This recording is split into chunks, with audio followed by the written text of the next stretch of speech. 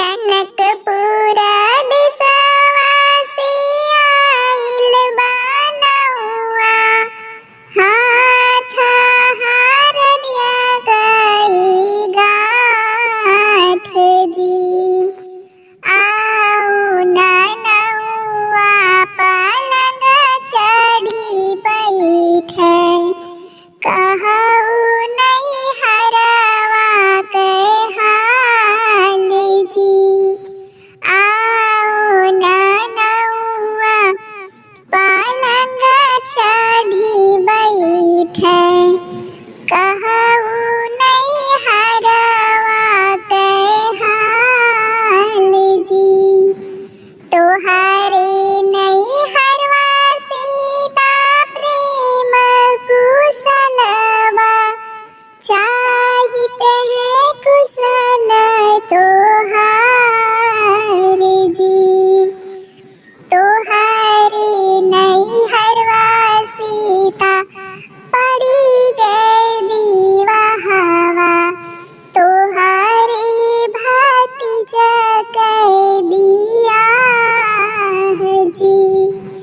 तोहरे नहीं हरवा सीता पड़ी गई बियाहवा, तोहरे भतीजी के विवाह जी। मछिया ही बैठी है सासु कौशल्या, सुना सासु अरज हमारे जी। देहु ना मोरी मैया अपना चुनरिया, भाई के न्योते हम जाइब जी। देहु ना मोरी मैया अपने चुनरिया, भाई के न्योते हम जाइब जी। पहिनिए ओढ़े सीता पहुँची जनकपुरा, होई भतीजे के बियाह जी। पहिनिए ओढ़े सीता पहुँची जनकपुरा, होई भतीजी के बियाह जी। बाबा दुवरवा चंदन एक पेड़वा, डरिया चे छटके चारों ओर जी। बाबा दुवरवा चंदन एक पेड़वा, डरिया चे छटके चारों ओर जी। अरझाए डरिया चे फटी गई सरिया, सीता चे बैठी माना मारे जी। बाहरे से आवई भैया कवन रामा, सीता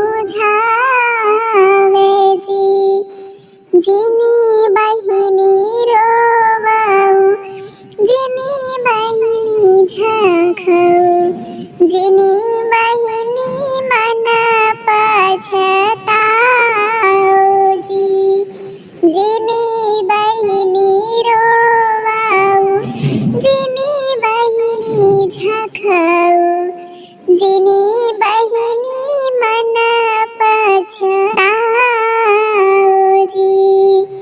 तोहा का तो साजब बहिनी बिटिया की जैसन, बिहासी ससुर घर जाओ जी।